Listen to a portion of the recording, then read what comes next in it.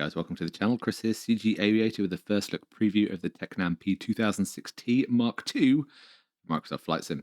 This model is brought to you by Flight Sim Studio, who previously brought you the E175, but I recommend putting any knowledge of that release out of your mind and giving this aircraft a fresh slate. So good news for Xbox users, this will be available on the Xbox at some point. It'll be available on the Aerosoft One store first, so for PC users, and then it'll be put out to Marketplace and other third-party retailers. So remember, with the delay in the Marketplace, it may take a while for it to go through the process of becoming available. In this video, we're going to have a look around the outside, the inside, the custom sound set that they've recorded from a real aircraft. We'll have a look at the animations, the extra features, so things like the interactive walk-around, the handling of the Rotax engine that you have to be very careful with in order to get the start right.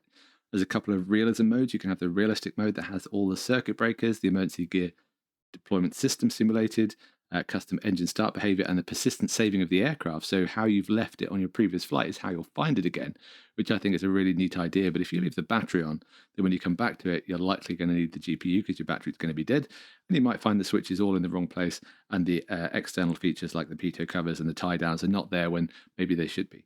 So that's a nice touch as well. There is an easy mode for those of you that want the simple life, as the default Microsoft Flight Sim engine and startup model, and the circuit breakers are disabled. You get three versions of the model. You get the special mission platform, which you can see here. You get a cargo and a passenger flight.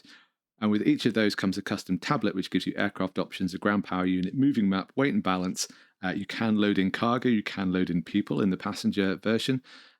The walk-around system and the panel state loading is all available from the tablet. That's enough preamble. Let's jump in and have a look around this aircraft. So this is the SMP version, the special mission platform. So it has the extra bells and whistles on the outside. The top antenna you can see here with the Tecnam labeled in it. You've got the sensor pod or camera underneath and the small bulge just forward to the main wheels. That's the SMP version, which is very cool. So I thought I'd take this one for a flight because it's military. But overall, the outside of this aircraft and all the other ones looks fantastic. They've done a brilliant job of modelling. There are a couple of rough edges inside, which I'll show you later, but overall a very nice aircraft to look at. You can see the extra detail in terms of the tie downs, the chocks and the pitot covers. The pitot covers do appear to flap in the breeze just ever so slightly, although the wind is very slack here, so I can't show that to you. Textures and PBR looks very nice indeed. The decals look very crisp up close, and there is some wear and tear on the aircraft, but otherwise it's a fairly clean example. For instance, you can see here that we have dirt accumulating on the intakes, and there is some dirt on the hinges up top. We'll see more of the aircraft during the pre-flight walk-around that we'll need to do. There are a couple of issues that I noticed. There's a missing panel on the underside of the wheel well, but I'll put that back to the developer and hopefully they'll get that fixed before release. But overall, I like what I'm seeing. I'm loving the PBR, I'm loving the extra features, and let's dig into the inside of this aircraft and get this thing going. So here we are in the cockpit, and it looks very, very nice. The star of the show is the sound set, I think, once we turn it on. But overall, this is a great place to be. They've got a lot of attention to detail. There's a couple of rough edges, which I'll show you in a second, but overall, this is above a lot of things that I've seen in the sim so far. Some really nice features that we have here is the checklist on the front left, which you can turn around and do the in-flight stuff as well. I love this idea. I think this should be on every aircraft. Also, over to the right-hand side, we have the tablet we can turn on. I've already mentioned that as part of the intro. We have the nav map, the pre-flight walk-around, which will do weights and balances, so you can put passengers in the passenger version, you can put cargo in the cargo version, and it's all dynamically loaded, and it'll tell you when you're over the max takeoff weight, which is nice. In the options section, this is where you set it to realistic mode or not, so we'll have it on the realistic, and we put the ground power unit on, because if you've drained the battery, as I have, we're going to need the GPU, so we'll get that on and going. And there's panel states, and I've already mentioned how it's persistent, so make sure that you switch it off properly, otherwise you'll have some work to do when you come back to the aircraft. All the circuit breakers are functional. We'll demonstrate the landing gear circuit breaker, which is down the lower side, because that'll require us to use the standby lowering system, which is simulated under the floor here. So we'll use that once we're flying along. And you've got the standard set of throttles, prop levers, and carburetor heat. Forward is off, aft is heat, I believe. We have choke underneath that, which I may use for the start, depending on how well the start goes. And they have programmed it such that sometimes it just doesn't work, so you have to just fault find and try again. You can click to remove the yoke, but overall the layout's very simple. It's not actually a very complicated aircraft to fly, so it's decent for beginners, especially if you want to go from a single engine to a twin engine aircraft. Here we are in the rear seat, and in actual fact, once we have the engine started, we'll hear a difference in engine note sat back here. What I want to demonstrate is overhead we have this emergency hatch, which is simulated. So if we left click and drag to unlock, and then right click, we open that up, and right click to close, and left click to lock it. There we go. The slightly disappointing thing back here is these vents here. So they do animate, so that's nice, but if we look closely, they are well below the modelling quality of the rest of the aircraft, so that would be a nice thing for them to tidy up, because otherwise back here is very nice indeed. Now the sensor position here is not simulated, i.e. there's no camera picture on the sensor, but this is not an early access product. It is fully functional. This is a nicety to have, and I think from what I've seen online they may look to make this work with a little camera, so that would be cool as well. Okay, I think it's about time to get on with the walk around. So what we'll do is we'll go to our pre-flight check over here. And what this page says, in essence, is what you've checked already and what is unchecked. So if you go back and check the aileron movement or the tie downs, it will change this depending on what you've done. So this is pretty cool. Also, if you click on the different sections here, it's actually a custom view outside that you can do the walk around. So let's do that now. This is the first one approaching the aircraft. You can see inside, you can make sure it's all safe. You can also reach in and change the view from here, but what I've got set is a reset button for my view. This takes me back into Cockpit, or you can use a custom camera view, because I find the seating position a little bit high. I sit a bit lower. This is my custom camera view, and I also do a custom view for the iPad itself, just techniques. So let's go outside and talk about the tie downs and the props and things. So tie down can be removed. If you want to put it back, you can click on here.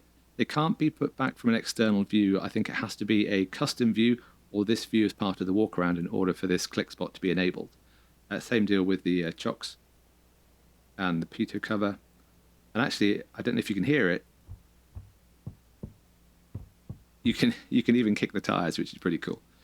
So the prop, so it's got realistic handling of the Rotax engine. So you have to turn the prop in order to get the oil to circulate around the engine prior to start. And if you don't do it, it's not going to start. But if you don't want to go through the hassle of this, you can go to the panel state loading and just load ready to start, and all you have to do is press the button, which makes it a lot easier. It takes about 6 or 7 full rotations to get the burbling sound. It talks about burble, but I think it sounds like water going down a plug hole. You need to hear that twice. So I'm going to start spinning the prop, and then I'll zoom across to when you actually hear the burble, so you can hear what it sounds like. There's one burble. And there's the second burble. Right, then you can go around behind the aileron. So here we are back around the left wing, and you can move the aileron. And that checks, and we can look at the surface of the aircraft. It all looks good here. You can see inside that we've actually removed the tie down now, and we've checked the aileron movement. So this all actively updates when you've done the action. And here we are at the back. You can move the aileron, make sure it works, which is all cool. I like it.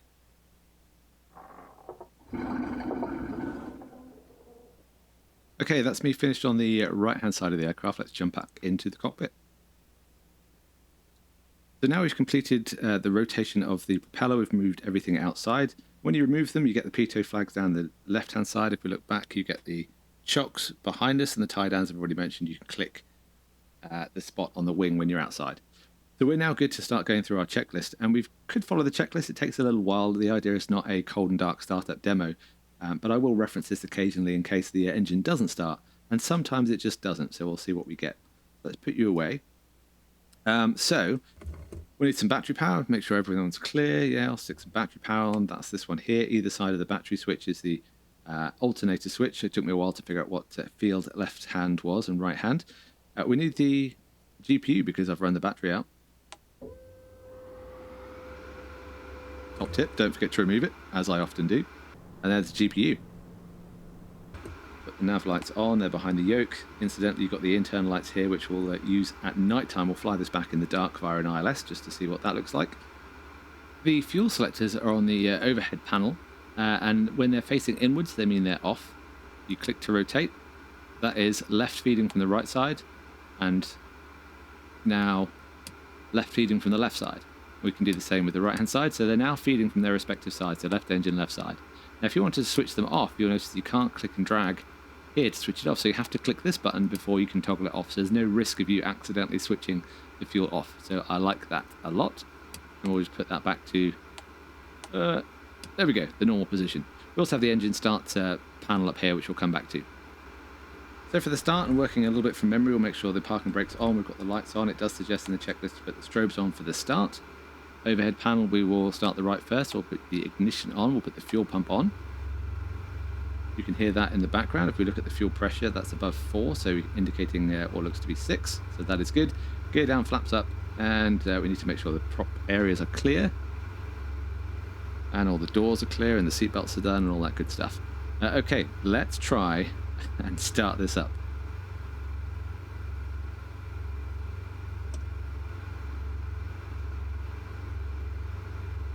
Nada. Good use. Right, let me fault find. What have I forgotten? We've got the fuel pressure, we've got the props forwards, probably need the throttle forwards. Let's put the choke down and just give it another go.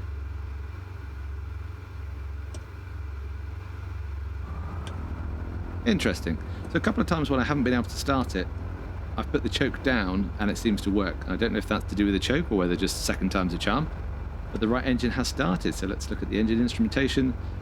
Oil pressure is good, oil temperature is coming up. As the oil temperature comes up, the oil pressure reduces, which is nice. That's exactly what happens. Fuel quantity, and I forgot to mention the fuel quantity is live, so if you haven't refueled your aircraft, guess what? You're not going to have the fuel when you get back to it. So whilst I remember, let's chuck some fuel in here. Weights, fuel. There we go. If I was following a checklist, I wouldn't have missed that. Okay, so now we have fuel quantity. Excellent. And at least 1,000 RPM.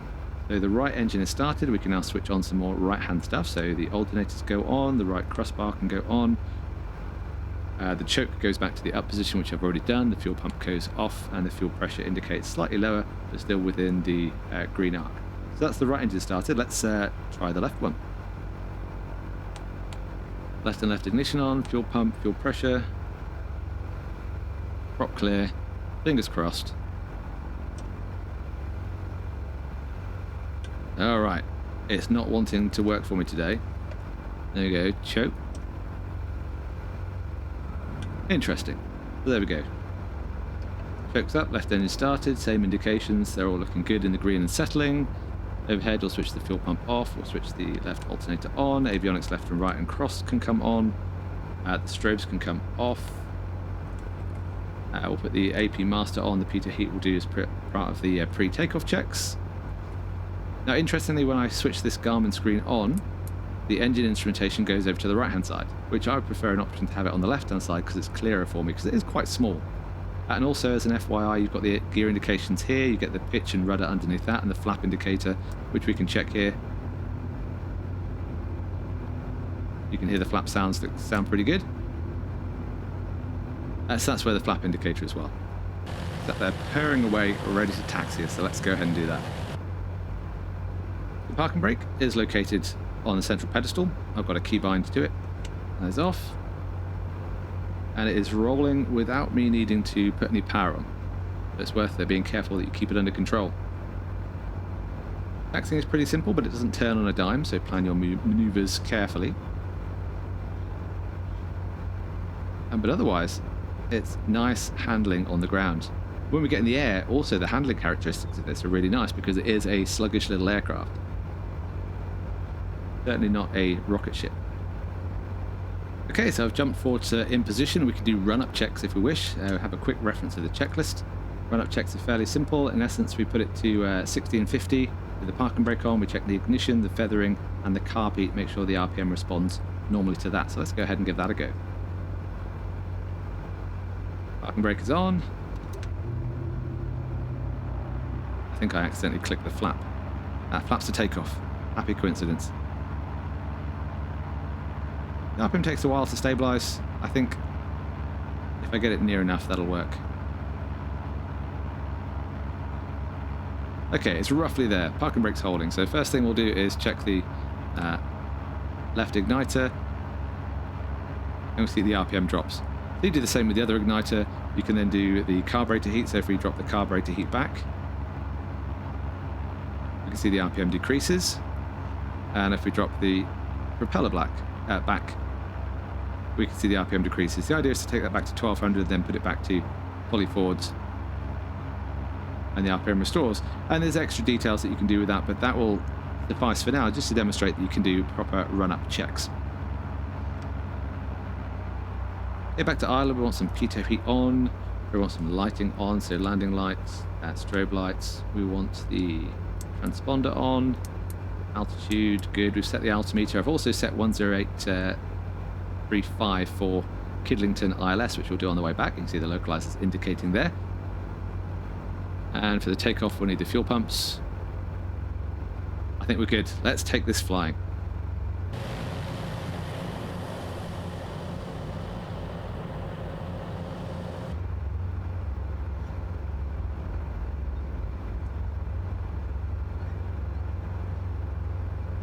Okay, here we go. Headings look good. We've got roughly north, clear for takeoff.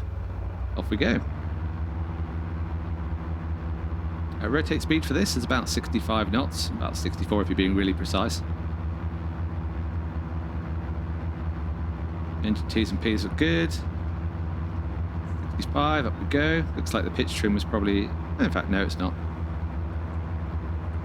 Climbing, gear clear.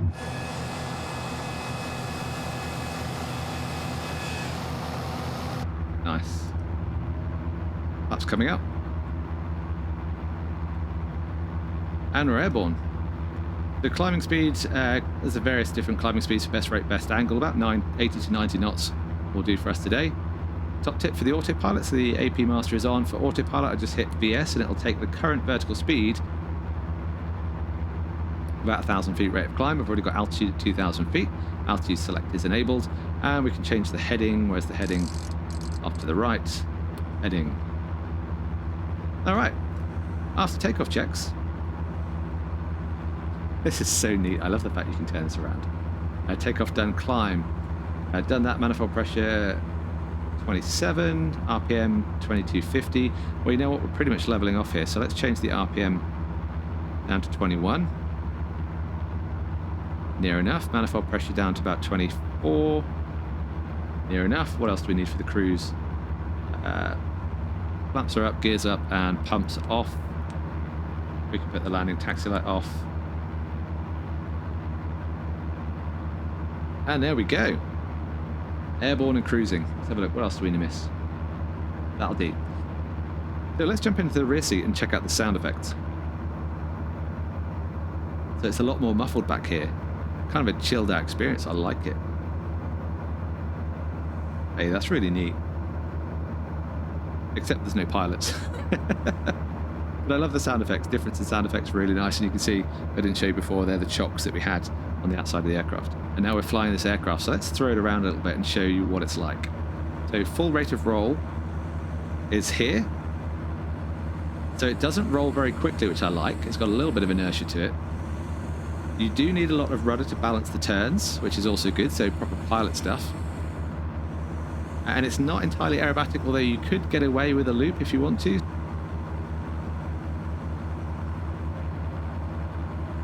Enough altitude. Here we go, full backstick now. It's very benign in the stall handling. There's no buffet, no stall warner. That's 45 knots. You can still just about get away with a loop if you want to do it, and you can just about get away with a barrel roll. But it's not an aircraft that's designed for any of these. This is just if you can't resist the temptation. You need the nose very high up for the barrel roll, otherwise you won't complete it in time. Lots of left rudder as well.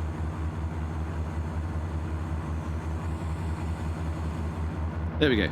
So that works out. Let's go for a steep turn and the stall characteristics. So here's the steep turn coming up. How's it idle? Really rapid turn rate. Look at that.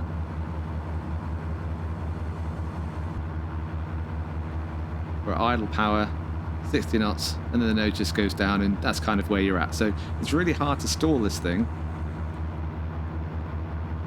Get the nose up and see if we can get the speed back a bit lower. And after this, we'll shut off an engine, see what that does, and then we'll do the undercarriage. Ooh, change in engine note. I like that. but really benign. No buffet, just nose down, speed accelerates, and you're back to normal flying. Simple deal. Okay, what we'll do now is we will go ahead and shut down an engine. I'll set my manifold pressure back up a little bit, get some speed on. We're now at 1500, so let me set the altimeter or the altitude. There we go, alt, hold.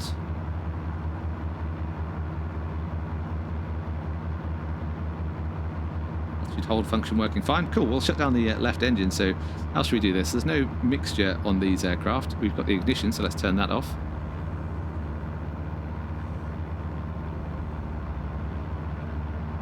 Interestingly, the manifold pressure is still there and the RPM has recovered. Let's turn off the fuel.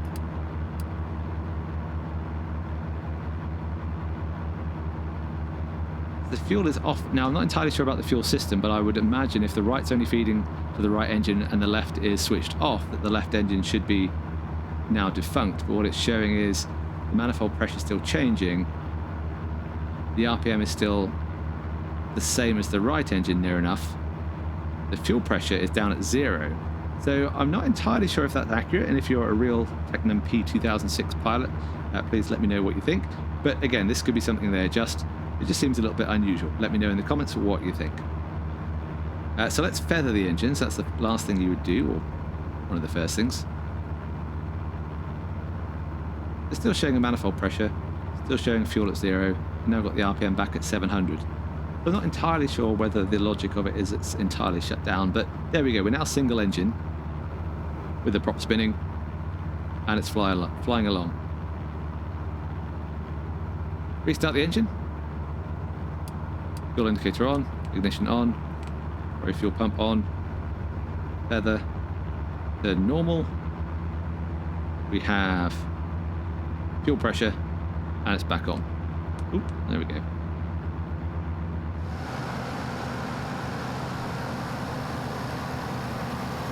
Look at that. How nice does that look?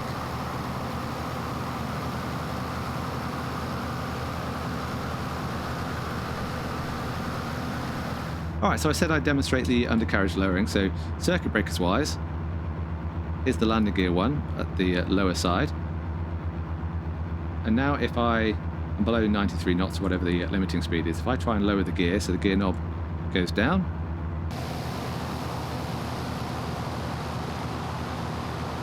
no gear motion. Let's put the power up a little bit. So now instead we'll look down beneath us. We'll open this little panel here. We need to do the right lever first, and then the left, and listen to the noise.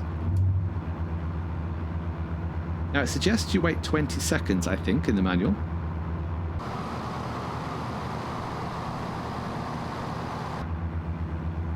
So no luck with the gear, but what I have found is if I cycle this 2 more times, one more time, let's see what that did.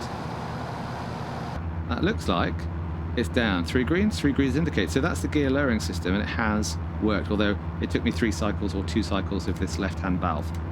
If we put that back to normal and go to the right-hand side and put the landing gear circuit breaker back in and go to the outside. Now,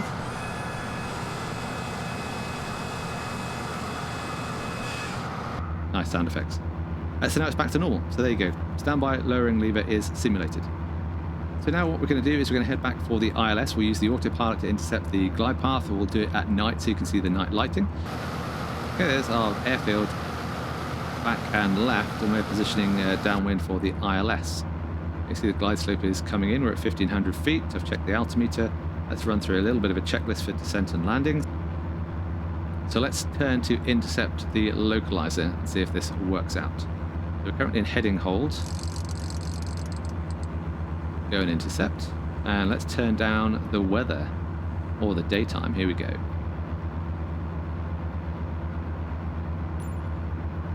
That's pretty. Not completely dark, so there we go. We've got a little bit of backlighting. The lighting for inside is on the panel in front. There's the panel light, which is very nice. I like that. What else have we got? We've got flood lighting or cabin lighting. That's the cabin lighting. And we've got the switch lighting there as well. I quite like that. I have a little bit of panel lighting, like it. What I'll do is I'll put the approach function on, so it should pick up the approach and steer us on if I get distracted. And overhead there are other lights as well. Let me put my flashlight on and show you. So these are map lights. Turn those on. You see down and left we've got a map light. Off and off.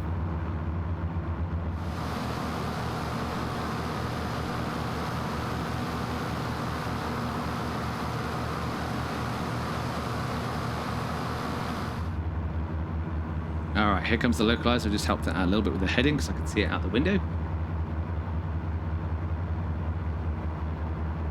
It's perhaps turned itself a little bit early, but I think it's just going to S-turn itself on. So we are established. The glide slope's coming in. We'll go gear, flaps to takeoff. Once we've landed, that'll be the end of the video, but let me know what you think of this aircraft in the comments below.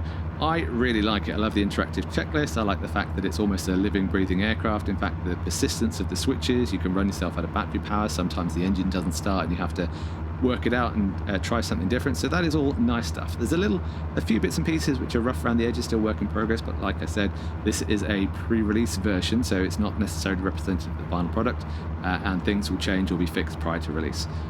But I'm looking forward to the full release. I think this is going to be a nice addition to the virtual hangar. I hope you agree, but let me know in the comments below.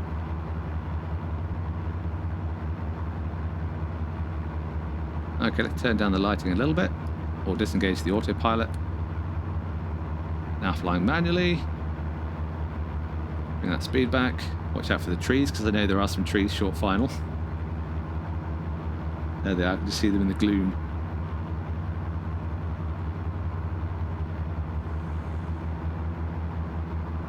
Props to full forwards.